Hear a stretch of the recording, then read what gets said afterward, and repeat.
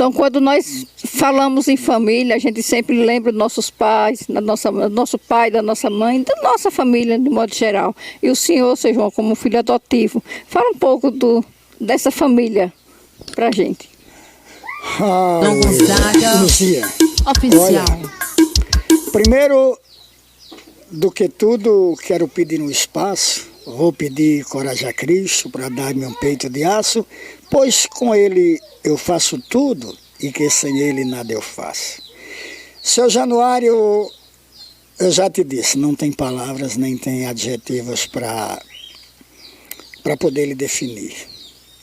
Dona Maria Raimunda de Jesus, pessoa esquecida na cultura, porém de um valor e de uma dimensão fora do comum. Não querendo eu aqui criar nenhuma polêmica, não é do meu feitio e nem tampouco agravar ninguém. Luiz Gonzaga, como mais uma vez friso, Luiz Gonzaga é simplesmente o grito e o mito. O resto fica por conta e eu louvo a Deus e peço a Ele. Me dá sabedoria, Pai, para mim não envergonhá-los, ou seja, não fazer nenhum ato que possa envergonhar a nenhum dos Gonzagas. Dona Helena, pessoa de uma dimensão, de uma importância tão grande, que para mim, humildemente falando, merecia de uma estatueta dentro do nosso próprio museu. Pois sem ela, digo isso com autonomia, primeiro sem Deus e depois sem ela não haveria museu. E se você me perguntar, João, você não está exagerando? Eu digo, se me provarem o contrário, me ajoelharei e pedirei perdão. Mas caso contrário, sabendo um pouquinho do que eu sei, eu posso te falar. O museu só existe primeiro por Deus, depois por Dona Helena Cavalcanti ou Helena Gonzaga, como era conhecida.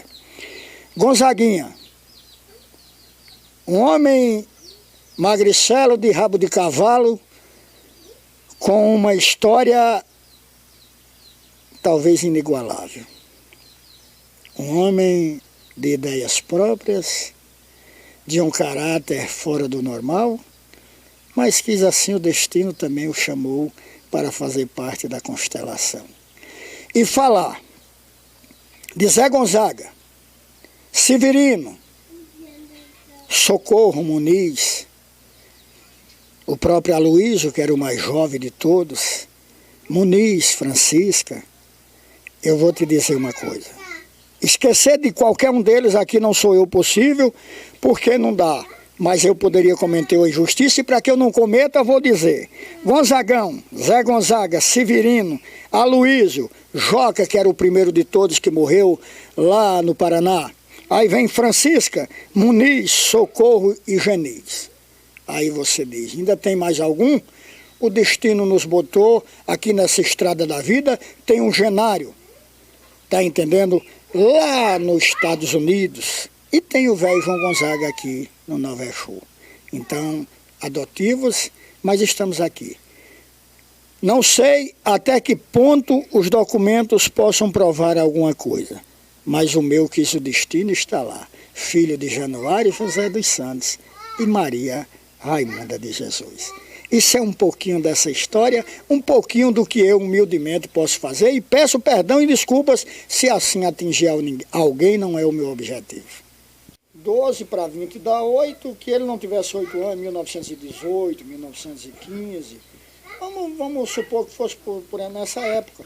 O pai já tinha Gonzagão, tinha Severino, e ele me relata que disse, ainda tinha mais uns 2, mas ele não me disse o nome, por isso eu não vou aqui frisar que possa eu estar sendo mais do que sem vergonha, mais do que o que eu sou. Então, na verdade, ele, uma dificuldade danada, não tinha nada em casa para comer, e lhe sugeriram ele tocar um samba, que era como era chamado, no Farias. Faria é muito longe, para ir a pé, com a sanfona, o surdo e o triângulo nas costas. Mas ele foi, ele precisava. E ao chegar lá, ele foi fazer o samba. E na hora de tirar a cota, rapaz, não é que, infelizmente, aconteceu uma briga. E cadê? Não foi tirada a cota. E ele disse, e agora? O que é que eu vou fazer? Voltar para casa sem um tostão? Como é que vou levar comida para casa? E aí começou a sua andada, ou andança de volta. Muita fome, sono. E ele, de repente, no claro da lua, ele começou a ver o que nós matutos chamamos de regueira. Regueira é um caminhozinho de farinha. Quando ele reparou, espiou bem, era farinha, ele disse, vou matar a fome.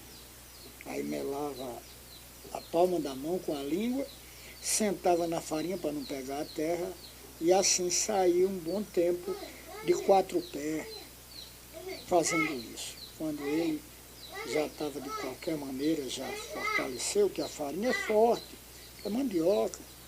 Ele disse, a água. E ele desceu para sair nos regones, até chegar a um ponto que encontrou água, bebeu água, mas a preocupação permanecia. Como eu vou levar o alimento para casa para meus filhos? Quis assim o destino, Jesus sabe como fazer. Ao chegar na fazenda malhada, ele parou e disse, vou fazer uma necessidade, que hoje chama-se necessidade fisiológica. Então, matutinamente ele foi mijar. E ele, quando reparou no chão, ele viu uma trouxinha. Uma trouxa é um pedaço de pano amarrado. E ele empurrou e sentiu que era pesado. Quando ele apanhou, tinha umas moedas dentro. E ali seu Januário criou nova vida. E partiu para casa de um conhecido, que sabia que tinha bode para lá e podia vender, como vendeu uma cabra. E ele saiu com a cabra, puxando a cabra, a sanfoninha, o surdo e o triângulo nas costas, e disse, mas eu tenho que comprar uma farinha. Tinha uma bodega, que era como chamava antigamente. Ele foi na bodega, bateu na porta e comprou uma cuia de farinha. E botou a cuia de farinha no saco na cabeça. Com um saco de farinha na cabeça, a sanfona e o triângulo e o surdo nas costas e puxando a cabra. Mas feliz, ele disse que vinha numa felicidade constante. Quando chegou no Araripe, chamou Anselmo, irmão dele, mataram essa cabra, pinicaram. Pinicar é cortar em partículas. E daí botaram no aribé. O aribé para essas crianças é um tacho grande, feito de barro. Então, de repente, quando deu a primeira fervura, ele olhou, só tinha Gonzagão acordado no pé de parede, encolhidinho, com fome. Ele disse, Santana, faça aqui um groladozinho para beber, ainda está acordado.